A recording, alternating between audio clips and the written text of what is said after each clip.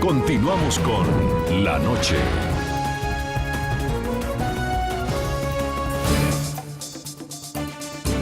Seguimos en el programa La Noche, estamos conversando en Miami, Florida con Juan Antonio Blanco Gil, doctor en Historia de las Relaciones Internacionales y uno de los oradores invitados al simposio anual Democracia en las Américas.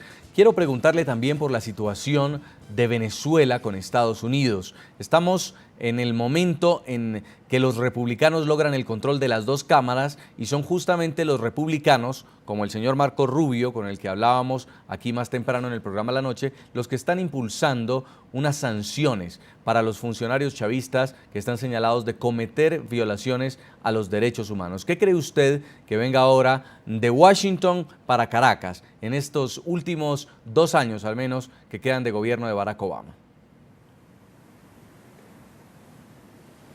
Bueno, yo creo que, como dije antes, me parece, esas sanciones tienen altas posibilidades de aprobarse, porque la única persona que realmente bloqueó esas sanciones es la legisladora, la senadora de Luisiana, que según todas las proyecciones electorales no ganó la primera vuelta, pero se ha visto obligada a ir a una segunda vuelta y es muy probable que la pierda en la segunda vuelta.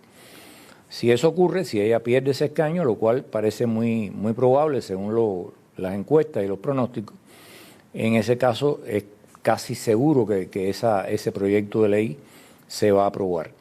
Dicho sea de paso, este tipo de sanciones, que son conocidas hoy como sanciones inteligentes, smart sanctions, que quiere decir que en lugar de utilizar un martillo eléctrico contra un país entero, se trata de buscar directamente afectar a los funcionarios de un régimen determinado.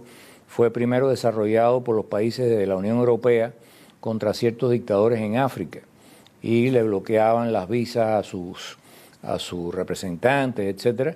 Y muchas veces estas cuestiones incluso fueron tramitadas a través del Consejo de Derechos Humanos de Naciones Unidas. O sea, eso no es una invención de los republicanos ni del señor Marco Rubio, es más bien una adopción de un tipo nuevo de sanción que Estados Unidos no había aplicado.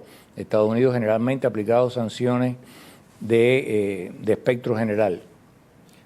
En Miami, señor José Zambrano, presidente de la Fundación Zambrano, escuchábamos al senador Marco Rubio hablar de cómo los dólares que obtiene por el petróleo Venezuela terminan cayendo en manos de unos pocos, de una clase dirigente que la utiliza a su favor o para complacer sus necesidades particulares. En este lobby de petrodólares que ha hecho Venezuela, pues finalmente se ha logrado detener mucha condena internacional que podría pesar sobre el régimen de Nicolás Maduro por las violaciones a los derechos humanos. ¿Cree usted que los Estados Unidos sí va a poder detener al menos estos tentáculos que tiene el chavismo y que ha logrado establecer para evitar estar expuesto a nivel internacional a sanciones o incluso a una investigación en la misma Corte Penal Internacional? Mira, yo como venezolano, en primer lugar, debo de reconocer el valor y la bandera que ha tomado el senador Marco Rubio en el caso Venezuela. Todos los venezolanos que sufrimos en Venezuela o fuera de Venezuela debemos de reconocer esta actitud del senador Marco Rubio. En referencia a las sanciones que deben de tomarse hacia la corrupción que se ha desbordado en Venezuela a raíz de la falta de las instituciones democráticas y de la impunidad que hay, estoy totalmente de acuerdo que esas medidas deben ser aprobadas en el Congreso de los Estados Unidos. Como bien lo dijo el señor Blanco, son medidas quizás quirúrgicas, de cirugías contra funcionarios específicos y no contra el país o contra un pueblo.